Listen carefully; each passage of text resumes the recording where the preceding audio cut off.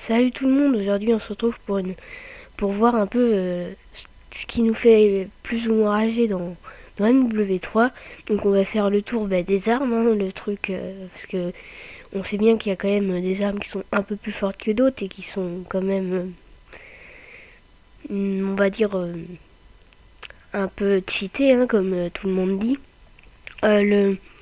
Les atouts aussi, on va faire le tour des atouts et des killstreaks. Des killstreaks, il y en a qui moi qui me font rager et voilà, donc on va faire un peu le tour de tout ça. Donc on commence tout de suite avec les armes. Allez, c'est parti. Voilà, donc les armes. Donc moi, vous voyez que j'ai mis le P90 et le type 95, qui pour moi je pense sont les armes les plus cheatées de ce jeu, même s'il y en a beaucoup d'autres. Et j'ai fait ma petite liste, donc vous allez pouvoir me dire si vous pensez, enfin si vous pensez la même chose que moi, ma petite liste des armes cheatées. Donc on retrouve tout de suite le P90 et le type 95 avec ça deux autres armes. Évidemment, j'ai pas pu tout mettre hein, parce qu'il y en a tellement dans ce MW3 que pour tout mettre, ça serait impossible. Je pense qu'il y a plus d'armes cheatées que non cheatées dans ce jeu et c'est pour ça que bon. Il a vraiment déçu pas mal de gens. Donc voilà, donc mis à part le P90 et le type 95, j'ai mis la PP90M1 et je pense qu'avec que vous l'avez vu avec un silencieux, cette arme, si vous prenez votre petite MP5 et que vous allez la tuer, je pense que vous allez tout de suite vous faire buter et vous l'avez remarqué. Avec ça la MP7, hein, même si beaucoup de gens l'utilisent, c'est vrai qu'elle est quand même cheatée, surtout que en plus elle est cheatée, mais en plus les gens mettent tir rapide avec. Et bon, moi aussi, hein, je mets tir rapide comme tout le monde. Hein. C'est vrai que de toute façon, quand on a des tirs rapides avec la MP7 en face de nous, si on a une arme pas cheatée, voilà, vous avez très peu de chances de vous en sortir. Donc c'est vrai que moi aussi, hein, je joue à la MP7, je joue à la PP90M1. Par contre, P90 et type 95, je trouve que c'est complètement abusé et je joue pas du tout avec. Et c'est vraiment le truc que j'aime pas du tout faire. Et si je vois qu'il y en a qui l'utilisent, parce qu'en plus souvent quand il y en a qui utilisent cette arme, c'est pour camper. Donc les mecs ils se foutent dans un coin et ils campent avec leur P90, leur type 95, leur arme bien cheatée. Encore, bon, moi, ce qui me fait le plus rager, c'est quand ils campent. Mais quand ils campent pas encore, ça pourrait aller. Si vous êtes niveau 26, vous prenez un P90, ok. Bon, si vous campez pas, ça va. Parce que déjà, vous venez de vous débuter, bon, vous n'êtes pas super fort. Mais si vous êtes Prestige 2, que vous vous mettez avec un P90, que vous campez, bon, on va se demander comment il a gagné tous ces niveaux, le mec. Hein. C'est vrai que, bon, voilà, moi, j'en vois plus en plus des mecs qui sont Prestige 2 et qui commencent à jouer avec un P90 et à camper. Donc voilà. Évidemment, hein, moi, je fais comme tout le monde, je fais ma classe coup de pute, hein, que j'utilise presque jamais, mais si toute l'équipe en face utilise un type 95, des P90 et tout ça, comment voulez-vous avec votre petite MP5 les tuer quoi. Je prends l'exemple de la MP5 parce que c'est le truc qui me vient à l'idée. C'est vrai que c'est impossible, donc évidemment avec ça, on est obligé de se faire des classes un peu pour nous. Voilà, hein. C'est vrai que bon, une classe avec un P90, c'est vrai que bon, on a tout de suite moins de mal à tuer les gens qu'avec une MP5 et c'est vraiment dommage. Donc voilà, dites-moi dans les commentaires si vous pensez que... Enfin, c'est vrai qu'il y a d'autres armes cheatées dans ce MW3, mais moi j'ai pris les exemples qui reviennent le plus souvent dans MW3. Et si vous voulez mettre votre liste d'armes cheatées, n'hésitez pas dans les commentaires à les mettre. Je regarderai ça et voir comparer avec la mienne. Donc c'est bon. Maintenant, on va tout de suite passer au killstreak et on va voir lequel me fait le plus rager dans ces killstreaks. C'est vrai qu'il y en a un qui me fait particulièrement rager parce que une fois qu'il est lancé, vous pouvez plus sortir des bâtiments. Donc allez, on y va. Voilà, donc on se retrouve dans la partie consacrée aux killstreaks. Donc on va voir les killstreaks qui font plus ou moins rager. Et sur cette image, j'ai mis les killstreaks qui me Enfin, le killstreak qui me fait le plus rager, c'est l'AC-130, puisque quand vous le déclenchez, vous pouvez plus bouger, sinon vous faites exploser à cause de ce killstreak. Donc vous êtes obligé de rester en train de camper dans votre maison, enfin de bouger un tout petit peu, mais faut se cacher parce que sinon le mec qui, qui dirige ce killstreak va vous tuer et c'est vraiment rageant. Donc après pour l'hélico d'attaque c'est un peu la même chose, même si c'est moins pire parce que c'est le jeu qui dirige ce killstreak finalement. Et donc il vous tue moins de fois, mais c'est quand même rageant quand on est en série de se faire tuer par ce killstreak, parce que peut-être que le mec a fait 7-8 kills pour le débloquer, mais vous en avez peut-être fait 11 et vous faites plus tuer par ce killstreak, alors que si ça se trouve, si le mec qui l'a envoyé se trouvait en face de vous, il n'aurait pas pu vous tuer et vous l'aurez tué tout simplement. Alors que là, si vous avez l'hélico d'attaque ou la C-130 en face de vous, c'est très difficile de le tuer, vous pouvez pas. Enfin, l'hélico d'attaque, si, avec beaucoup de balles, mais il a 10 fois le temps de vous tuer. Et c'est vrai que c'est impossible de survivre à une attaque de ce killstreak. Donc voilà. Donc encore une fois, j'ai fait une liste des killstreaks plus ou moins rageants de ce Call of Duty. Et c'est vrai qu'il y en a quand même beaucoup de killstreaks qui sont rageants. Bon, évidemment, il y en a qui font plus rager que d'autres, mais c'est vrai que c'est pour ça que c'est difficile de garder une série. C'est à cause de tous ces killstreaks que les gens mettent et vous tuent. Donc voilà, on va avoir la liste de ces killstreaks. Voilà, donc on se retrouve dans ma liste de killstreaks. Donc on retrouve la C-130 et l'hélico d'attaque. Donc je vais pas en parler plus parce que j'en avais déjà parlé avant. Mais je vais parler un tout petit peu du missile Predator. C'est un killstreak qu'on a en très peu de kills.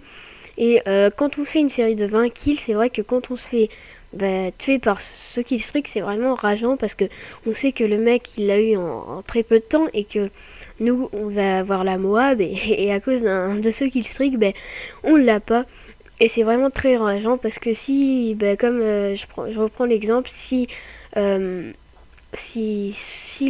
mec qui l'a lancé serait en face de vous, vous l'auriez tué direct, et donc c'est vraiment rageant de se faire tuer par un missile Predator.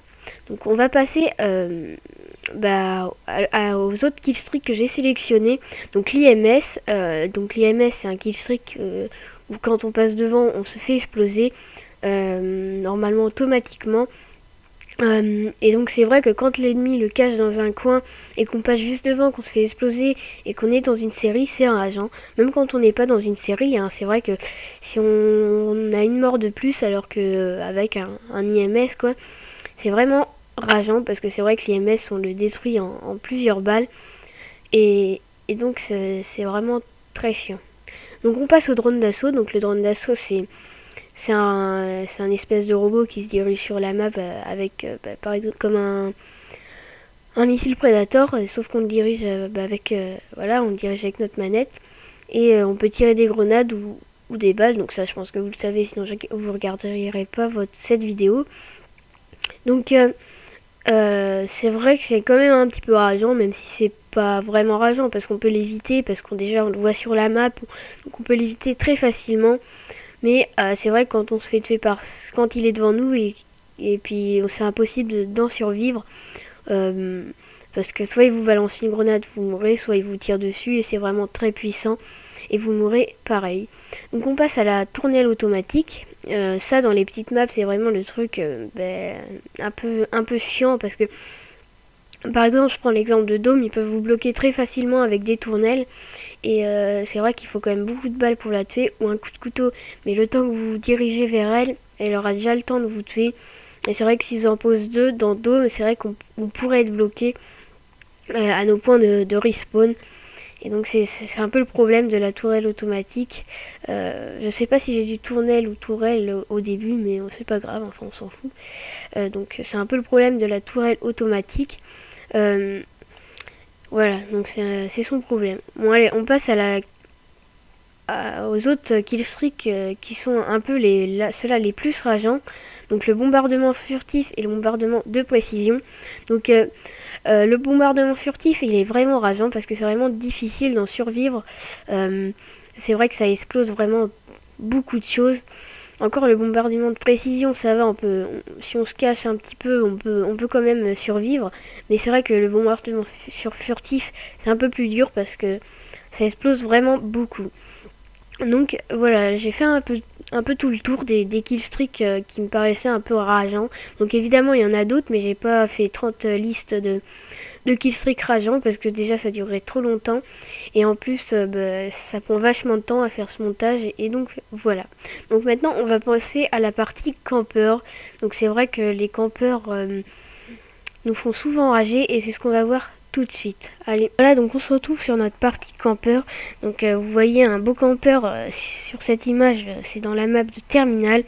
Donc c'est vrai que sur Terminal, il y a vraiment beaucoup de campeurs qui sont justement au sniper. Et c'est vrai qu'au sniper, on peut tuer très vite et donc c'est un peu chiant justement. C'est vrai que moi j'évite un peu cette map maintenant parce que justement il y a plein de campeurs et c'est vraiment très chiant. Donc on va parler maintenant des campeurs en général.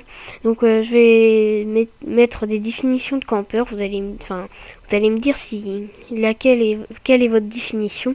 Donc moi ma définition c'est un mec qui reste viseur fixe couché par terre. Mais après il y en a d'autres, c'est par exemple si je prends l'exemple de Dome, encore l'exemple de Dome, dans la sortie de l'espèce de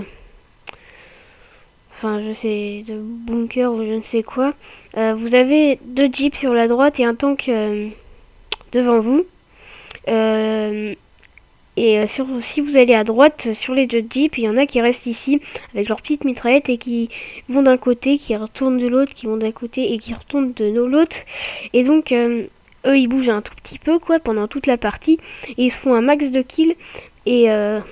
Et puis bon, forcément il reste pas de viseur fixe couché par terre, mais pour moi ça c'est un petit peu la même chose. Si on reste pendant toute la partie au même endroit, c'est la définition d'un campeur et pour moi ça l'est. Donc dites-moi vous si dans la description c'en est un campeur ou non. Donc voilà. Après maintenant on va parler de pourquoi les campeurs nous font rager. Déjà parce que les campeurs prennent souvent des armes cheatées. En plus, ils sont allongés par terre, on les voit pas forcément très bien. C'est vrai que moi, je me suis fait tuer par beaucoup de campeurs. C'est vraiment chiant. En plus des killstreaks et des armes cheatées, il y a les campeurs et c'est vrai que ça rend encore une difficulté. Et c'est vrai que moi, vous tombez dans des parties des fois où vous pouvez presque pas jouer parce que vous voyez personne. Ils sont tous en train de camper et quand quand vous voyez quelqu'un, vous faites tuer parce que c'est un campeur justement. Et donc on va parler un peu des armes qui prennent. Donc moi j'ai vu P90, type 95. J'ai plus vu type P90 que type 95.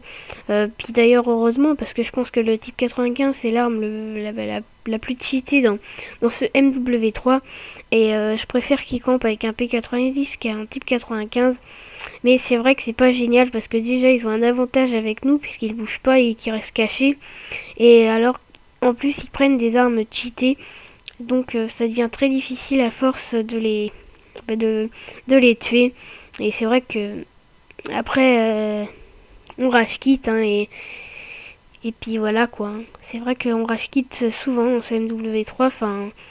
C'est vrai que quand vous commencez la partie, que vous voyez qu'il y a déjà toute l'équipe qui commence à camper avec la P90 couchée par terre, à quoi ça sert de jouer la partie sans déconner? À quoi ça sert C'est vrai que moi je quitte, si c'est comme ça, c'est pas fait pour s'amuser ça, c'est pas fait pour rager.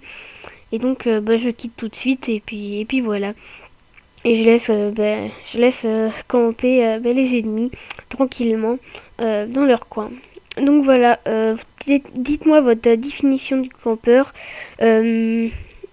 Voilà, donc est-ce que c'est un campeur qui bouge un tout petit peu, voilà. Est-ce que c'est quelqu'un qui reste couché par terre, viseur fixe? Dites-moi tout ça dans les commentaires. Et je verrai un peu, je comparerai avec moi et voir ce qui change entre vous et moi sur les campeurs. Donc je pense que j'ai tout dit. Et puis voilà, donc là on va passer, je vais vous remettre sur moi, je vais vous parler là un petit peu, puis après on se laissera sur ça. Donc allez, je reviens vous parler. Voilà, donc j'espère que vous avez bien aimé ma vidéo. Si vous avez aimé, n'hésitez pas à mettre un petit j'aime, ça fait plaisir. Et puis je vous dis à plus pour une prochaine vidéo. Bye.